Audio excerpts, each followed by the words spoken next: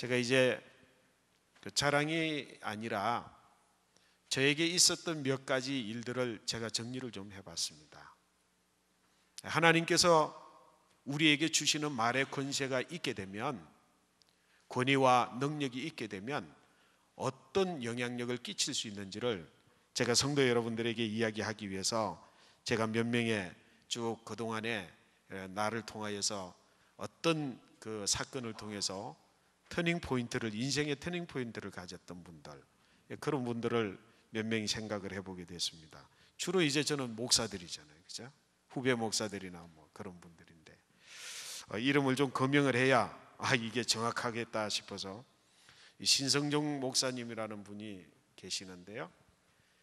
이분하고 그렇게 오래 사귀지를 않았는데 후배입니다. 어느 날은 심각하게 저를 좀 뵙자고 해서 왔는데, 사실은 그 전에 제가 뭐 한 서너 번 만났을까 그랬을 것 같습니다. 근데 이제 저한테 찾아와서 하는 이야기가, 목사님, 저에게 좋은 제가 제안을 받았는데 제 인생에 중요한 결정이 있어서 목사님께 결정을 좀 맡겼으면 좋겠습니다. 어떤 제안이냐면, 국민일보에서 하고 있는 교회 성장 연구소라고 하는 연구소가 있습니다. 그 연구소의 편집부장이라는 자리를 이제 조영기 목사님의 그 아드님이 저한테 제안을 했는데, 그것을 해야 되겠습니까? 유학을 가야 되겠습니까? 그렇게 이제 이야기를 해와요. 그래서 제가 가만히 생각을 하면서 이런 이야기를 했습니다. 당신이 지금 원하는 게 뭡니까? 그래서 글쎄 저는 유학을 가는 것을 원하고 있습니다. 그러면 현실적으로 당신이 할 수 있는 게 뭡니까? 제가 현실적으로 할 수 있는 건 유학은 갈 수가 없습니다. 그래서 제가 말하기를, 현실적으로 할 수 있는 것을 선택하십시오. 그러자마자 그분이 유학을 포기하고 그걸 선택했어요. 제가 막 여기 오기 전에 저를 또 찾아왔습니다. 목사님께서 말씀하신 2년이라고 하는 시간을, 제가 2년 동안만 하라 그랬거든요. 2년이라고 하는 시간을 제가 성실하게 해서 지금 상황에 왔는데 2년이 지났습니다. 내 인생에 또 갈림길이 있는데 어떻게 했으면 좋겠습니까? 어떤 갈림길이냐? 하나는 여전히 또 유학입니다. 하나는 또 다른 길이 저에게 열려 있는데 어쨌으면 좋겠습니까? 제가 그렇게 질문을 했습니다. 뭐라고 이제 질문했냐면, 당신이 지금 할 수 있는 것이 뭡니까? 그리고 당신이 하고 싶은 게 뭡니까? 똑같은 이야기를 했습니다. 그래서 제가 이번에는 글쎄요, 유학을 가는 게 좋을 것 같은데요. 그가 유학을 준비하고 유학을 가기로 결정을 내렸습니다. 근데 제가 단순하게 이 이야기를 하는데요, 여러분에게, 제가 함께 우리 성도 여러분에게 나누고 싶은 이야기 뭐냐면, 이미 찾아올 때에, 그죠? 찾아올 때에 나에게 맡겨놓고 오는 사람이 있더라 이 말이죠. 여러분 인생에, 저의 인생에 그럴 만한 사람들이 내 주변에 얼마나 있는지를 한번 반성해 보십시다. 어떤 사람들은 찾아오면 대화를 나누고 자기 결정을 이미 다 내려놓고, 그죠?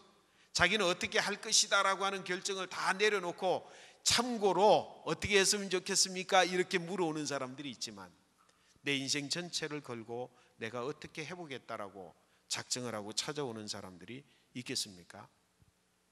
오늘 분명히 제가 또 나누고 싶은 또 한 분의 이야기가 있습니다.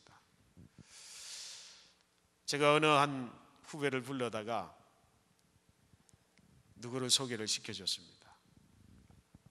제 제자를 소개를 시켜주고 일주일이 지난 다음에 결혼해. 그러니까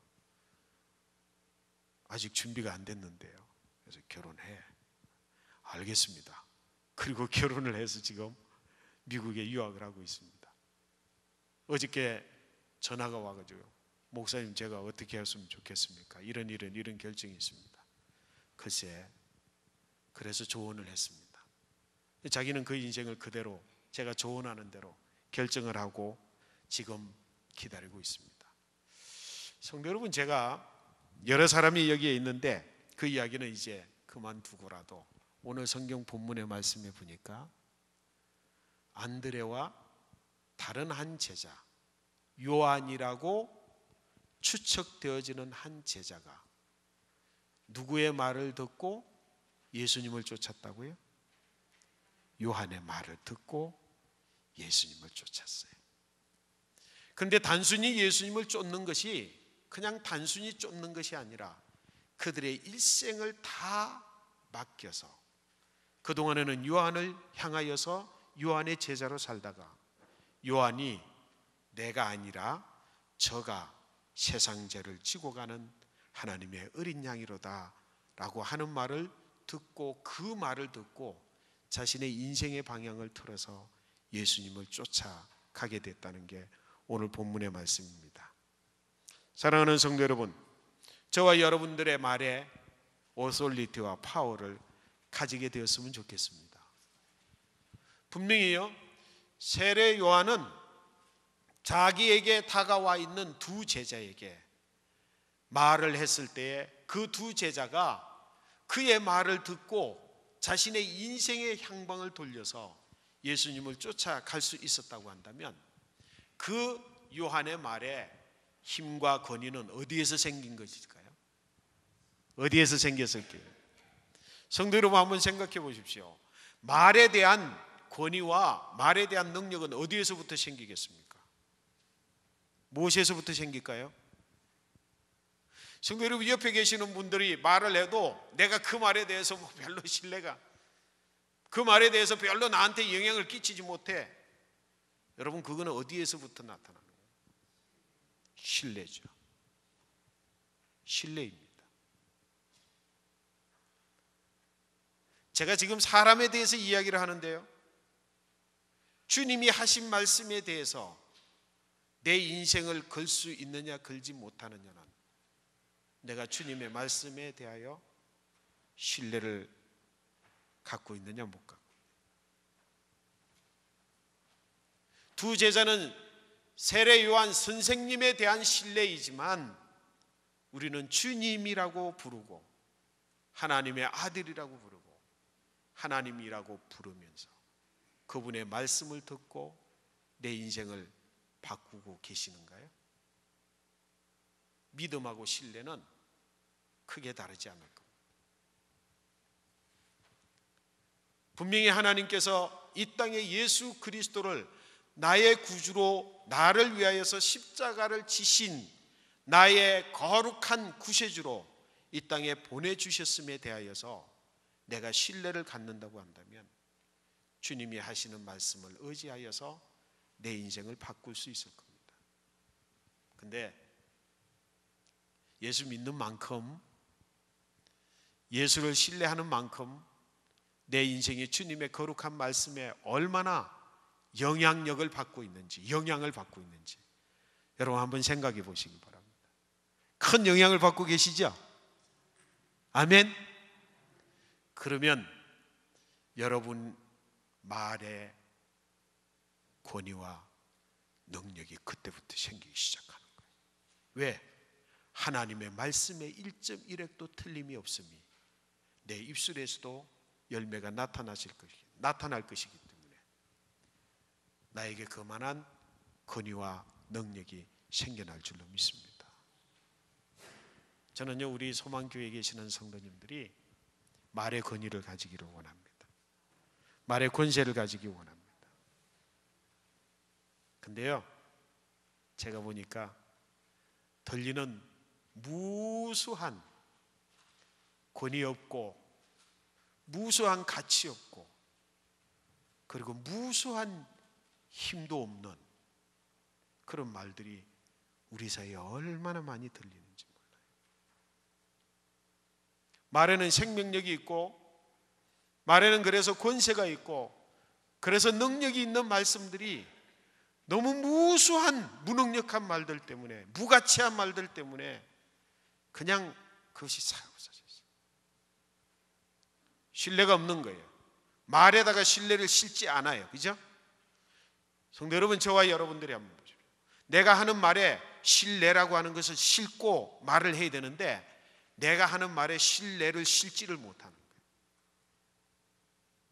이제 우리 소망교회에 계시는 성도 여러분들은 내가 하는 말에 신뢰를 심어서 그래서 거기에 권위와 능력을 가지고 말하게 되는 은혜가 있게 되시기를 축원합니다. 그러면 우리 교회 부흥할 거예요.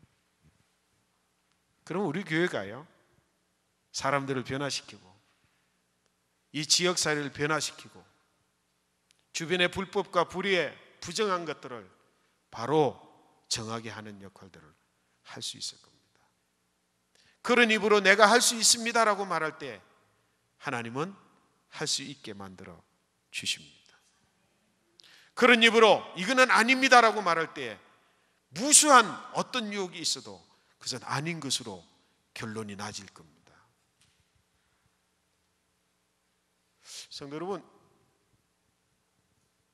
교회가 건강하다라고 할 때 이와 같이 하는 말에도 건강해요. 하나님께서 주시는 그 놀라운 축복의 역사를 허락해 주실 줄로 믿습니다. 자, 내 말을 통하여서 다른 사람의 인생의 전환점에 중요한 영향력을 끼칠 수 있기 위해서 말을 관리하시는 성도 여러분들이 되시기를 간절히 축원합니다. 그래서 뭐라고요? 잠언서의 말씀에 보니까 입에 어거하는 자, 어거, 그러니까 말 입에다가 돌을 물리는 거를 어거라고 그랬잖아요. 그죠?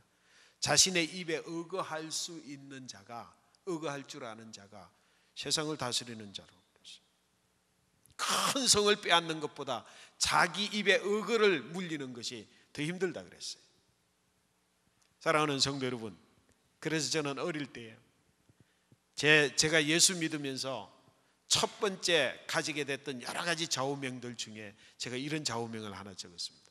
말은 입으로 하지 말고 몸으로 하자.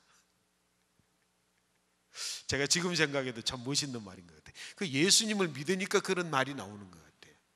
제가 예수 믿기 전에는 그런 생각을 해본 적이 없는데 예수를 믿고 나서 보니까 말은 입으로 하는 게 아니라 몸으로 하는 것이다.